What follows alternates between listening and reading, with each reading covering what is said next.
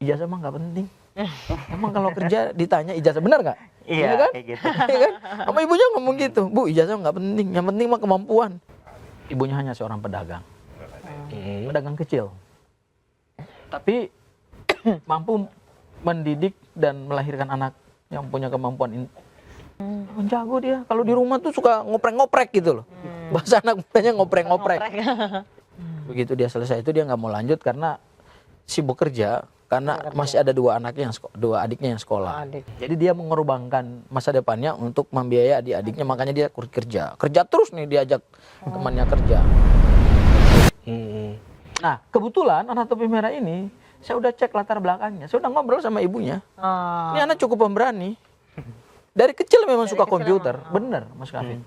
Dan rasa ingin tahunya tinggi ya. Tapi ini keluarga biasa. Bukan keluarga berada. Keluarga sederhana. Ibunya hanya seorang pedagang.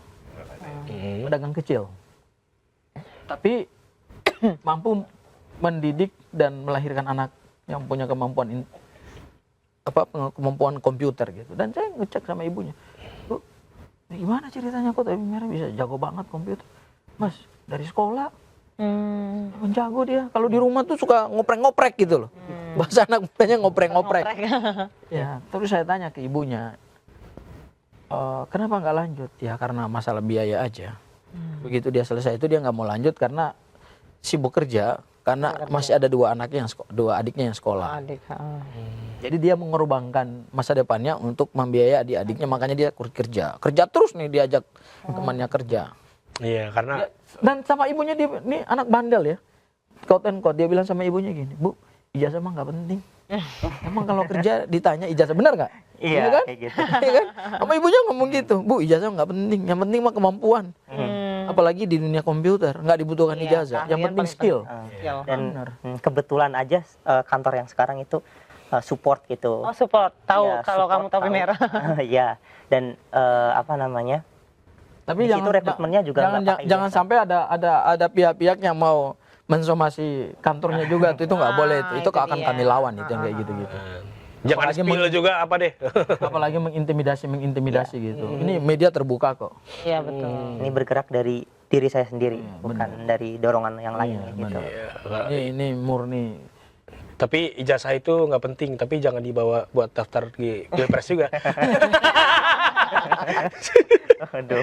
Oke, tapi aku mau nanya soal Mas Topi Merah secara clear dari diri Mas Topi Merah sendiri, sebenarnya kasus ijazah Jokowi itu kayak gimana sih? Secara umum ya, kita nggak ngomongin soal komputerisasi dulu deh, tapi secara umum Mas ngelihatnya seperti apa? Ya kalau jujur dari pribadi saya sendiri sih aneh kayak gitu. Pertanyaan pertama, Aneh. kesimpulan pertama adalah aneh. Ya. Apa yang aneh? Karena selembar ijazah tadi ya tinggal ditunjukkan aja gitu. Oh, kayak gitu aja sih. berangkat dari Berangkat. Yang rasa ingin simple. tahu Ya, yang ini gitu. juga kan sebelum Mas Topi Merah Orang nyemplung Gen Z di juga sini kepo juga kan ya. sebagai masyarakat awam ya. Iya. Nah, melihatnya seperti apa kasus ini? Ya, pas dulu pas di kasus Bambang Tri apa yang Ya Bambang Trigus. ngikutin dari awal ternyata. pas sama Gus Nur itu justru saya mendukung Pak Jokowi dulu.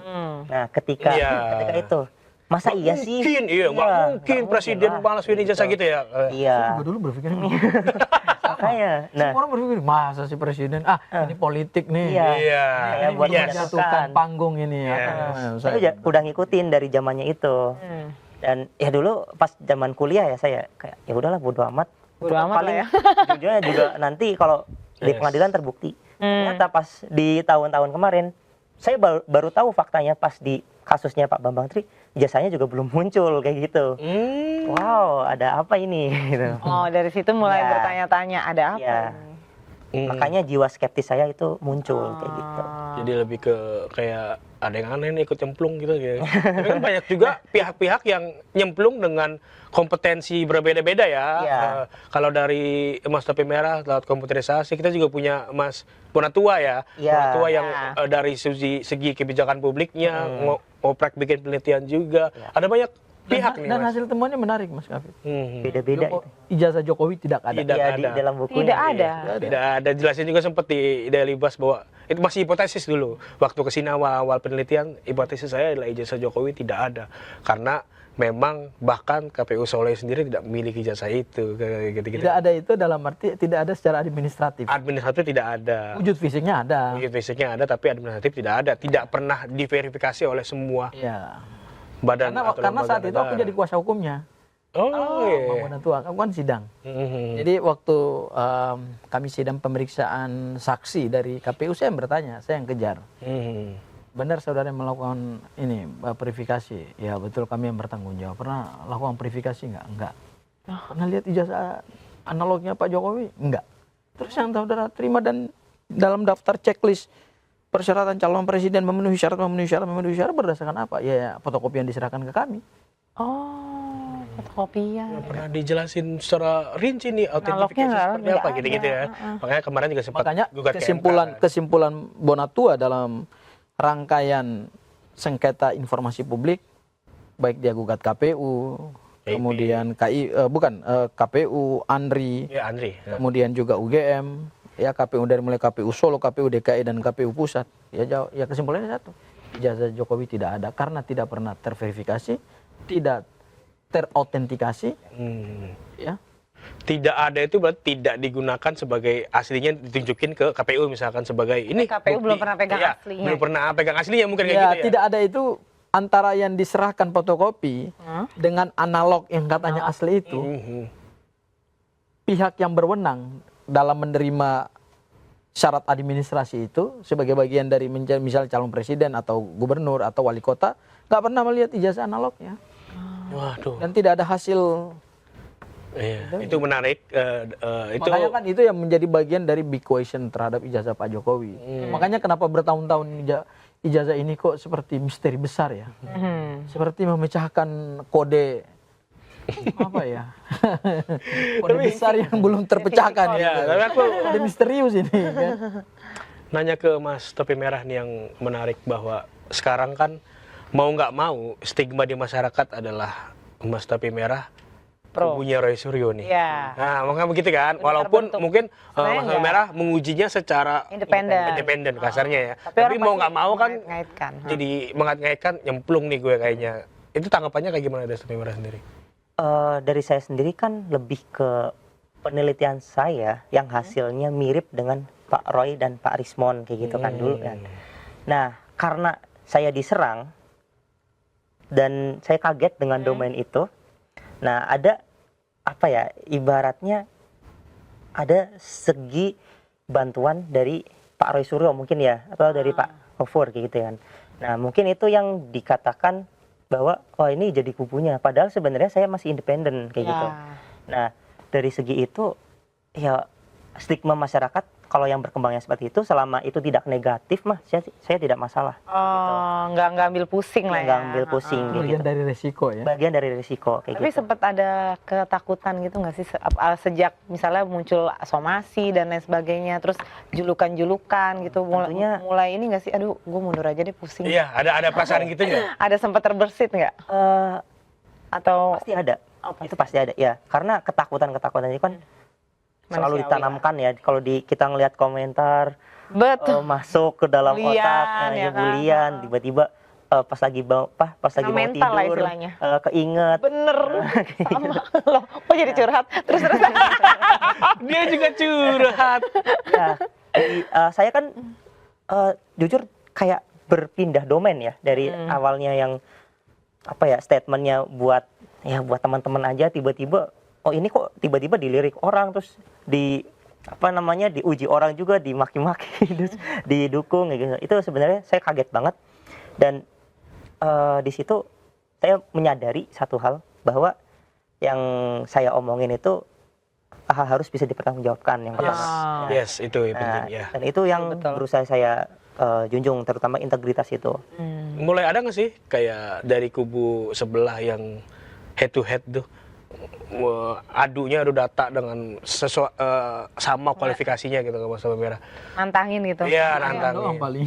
Dulu ada data gitu Pas kan. di ini Rakyat Bersuara, Pak Joshua Sinambela pernah kita Sama Andi yang- Azwan terakhir ya. sama Pak Andi Azwan. Nah, Pak Joshua Sinambela dulu yang ngeklaim scan dari ijazah Pak Jokowi asli. Nah, saya ngebuktiin di situ ini bukan scan yang asli, tapi ini cuman yang diubah perspektif image-nya doang kayak gitu dari Dian Sandi. Dilihat dari Jadi source-nya tetap dari Dian Sandi, Iya. tapi sama dia Scan. diubah di- perspektif. diubah perspektifnya. perspektifnya. Jadi kotak lah gitu Iya, ya. karena kan dia Mas Dian Sandi agak miring ya. Iya. Ya, agak miring juga. Nah, itu saya buktiin dengan arah datangnya cahaya itu Wih, gitu. Ya, ada ya, iya, Perhitungan iya, bisa. histogramnya. Karena kalau fotonya miring kan pasti ada Sampai itu bayangan ya. ya. Iya. Tapi Mas Kafid saya mau tambahkan ya. Apakah Mas Topi Merah ini bagian dari kami? Sebenarnya enggak. Toh hasil temuan atau hasil ilmiahnya Mas Topi Merah kan juga tidak akan memberikan sumbangsi juga dalam Ya. proses pembuktian hukum gitu. Karena Yes. memang keterangan Mas Topi Merah kan tidak memenuhi kualifikasi secara hukum ya, Ya, ya. secara hukum pembuktian ya. Hmm. Ya kan, karena Mas Topi Merah tidak kami jadikan saksi misalnya, kami jadikan ahli gitu. Jadi benar-benar ini hal yang berbeda gitu. Proses hukum di Polda Metro Jaya dengan yang ditemukan oleh Mas Topi Merah ini dua hal yang berbeda. Ibaratnya respon masyarakat aja ya. Ini hanya ramenya itu karena pernyataan atau temuannya ini seperti ini kan datang dari generasi muda ya, Ya. Gen Z gitu yang ya ikut menjawab terhadap misteri ijazah ini gitu. Itu aja. Hmm. Lebih kepada ada ternyata fakta yang dihadirkan oleh orang lain gitu. Iya. Gitu. Nah, kami punya kepentingan untuk membela Topi Merah ini bukan karena keterangan Mas Topi Merah akan menguatkan pembelaan hukum kami, enggak. Karena ini dua yang berbeda. case yang berbeda gitu. Temuan Topi Merah ya hanya untuk Mas Topi Merah dan kemudian untuk memberikan, tadi saya kutip bahasanya ya, memberikan edukasi kepada publik. Sementara yang kami lakukan ini benar-benar adalah perjuangan hukum gitu. Dan keterangannya Mas Topi Merah kan tidak akan masuk sebagai alat bukti misalnya. Hmm. Ya, jadi kami tidak membutuhkan ilmunya Mas Topi Merah untuk Pembuktian di memperkuat hukum. Yes. kasus hukum ini, enggak. Iya. Ini sebagai insight tambahan lah Yes, ya. saya tambahan. Kami kenapa care sama dia? Supaya jangan ada anak bangsa yang mempertanyakan ijazah itu mau dikriminalisasi. Iya. Itu yang kami concernnya di situ. Oke. Makanya langsung melakukan pendampingan Ya. hukum. Artinya kalaupun ada anak bangsa lain yang kemudian menemukan hal yang mungkin berbeda dengan dia dan dia dikriminalisasi, mungkin kami juga mempertimbangkan juga untuk membela gitu. Oke. Intinya adalah kita tolak kriminalisasi, kita tolak intimidasi, Ini kita kebebasan tolak berpendapat lah ya. somasi terhadap siapapun warga negara yang ingin menjadi bagian dari masyarakat Indonesia yang mempertanyakan ijazah mantan presidennya. Gak sempet baca? Dengerin aja, klik icon text to speech di okezone.com.